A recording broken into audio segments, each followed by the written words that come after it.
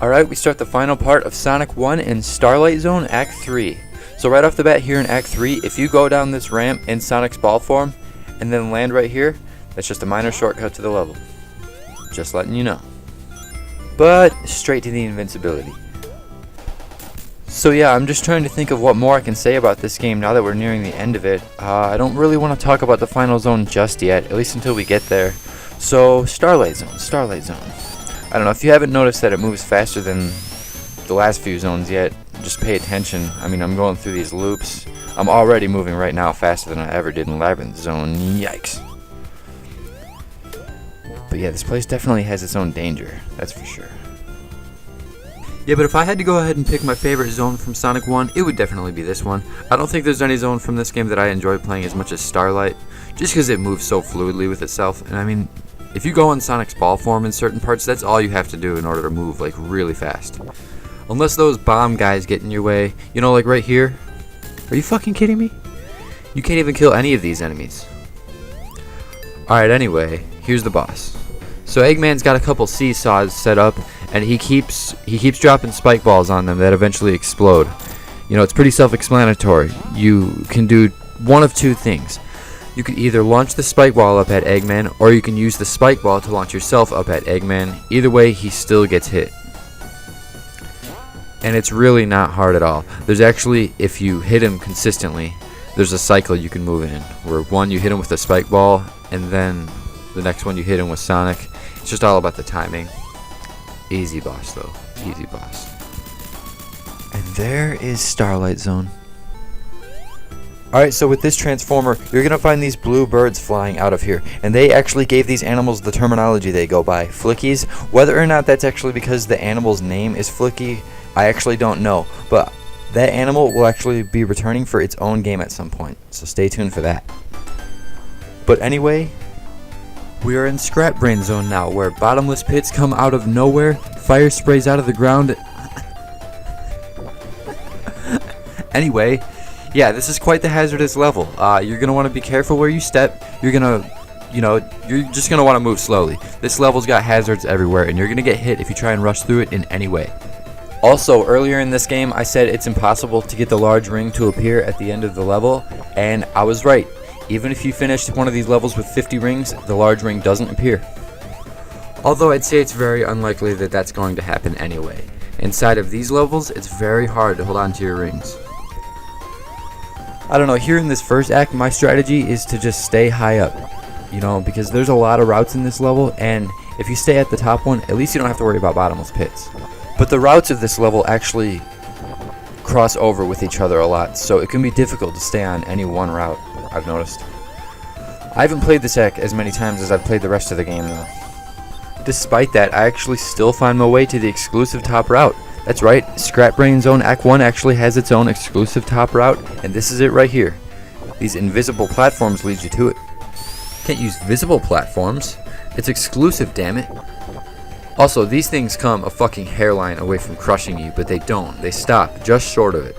That's a heart attack your first time playing this game, but yeah, if you just run back here and then wait, they'll get out of your way. You also have to make sure you don't get fucking electrocuted.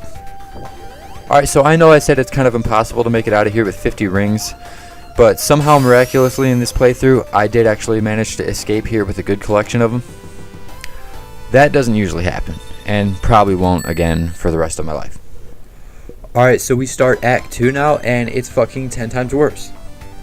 I don't know, we're indoors now. I take it that means Sonic found Eggman's secret hideout or something. It is kind of fun jumping on these things though. You get to spin yourself around and then throw yourself really far. It's kind of fun, but no. This level doesn't let you have any cool moments. Don't even try. I don't know, I would tell you to take it slowly, but if I tell you that, then you're going to get hit by some shit that you were supposed to be running away from or something. This is the kind of level that there's seriously just no winning with. Don't worry if you keep getting hit over and over again. Like, grab one ring and just keep losing it over and over again. That's your strategy for Scrap Brain Zone. I mean, that could be your strategy for all of Sonic. You can take infinite hits in Sonic games. I don't know if I ever really expressed that. I did tell you that rings are Sonic's health, and as long as you have a ring, you won't die when you get hit. But yeah, there's no limit to hits you can take either. Sonic, as long as he's got a ring, he can take anything. That shit gets put to the test with this zone though.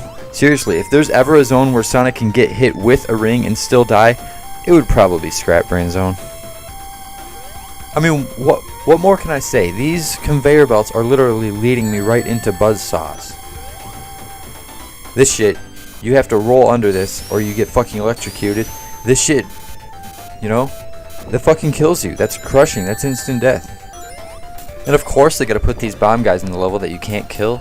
And then there's just fire that sprays out of the most random spots in the wall. I don't know, this is just a hellish level. That's all I can really say about it until Act 3, I guess. Oh, but of course there's these guys.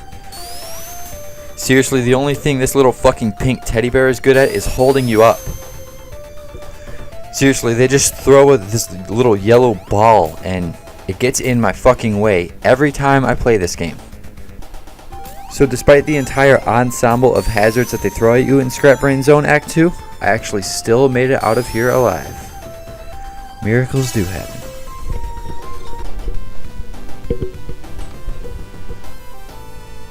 Alright, so after Act 2 here, we do not immediately teleport to the next act. No, after Act 2, things aren't quite over yet. So we walk right over here and we see Eggman outside of his ship there, so that means he's up to some shit, right? Yeah, he's most certainly up to some shit. So where has he sent us? Scrap Brain Zone Act 3? I don't think so.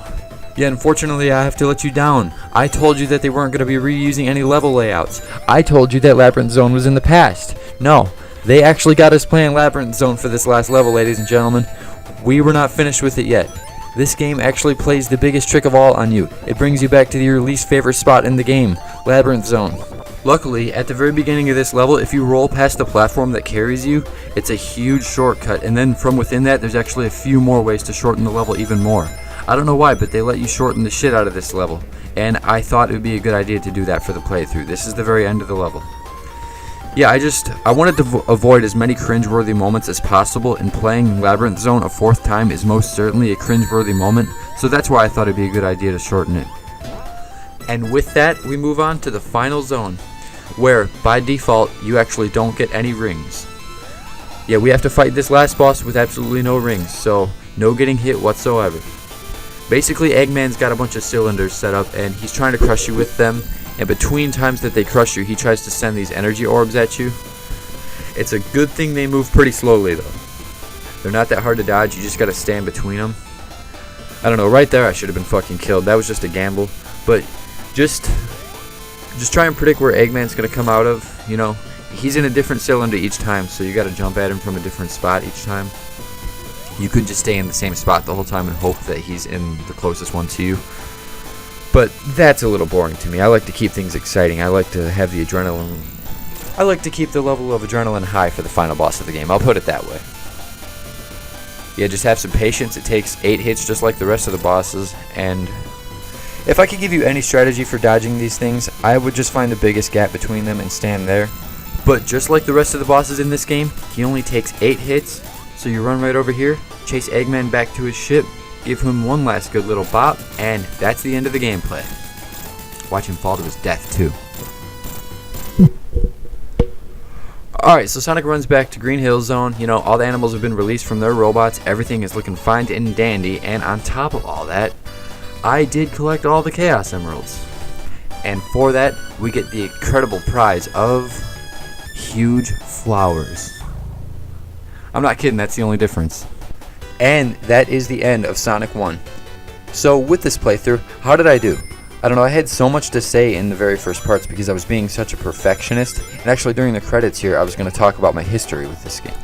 So when I was younger, my parents had a bonfire one night and invited our neighbors, but their son, who, you know, I was friends with, wasn't there. So I went over to his house to see what he was doing that night.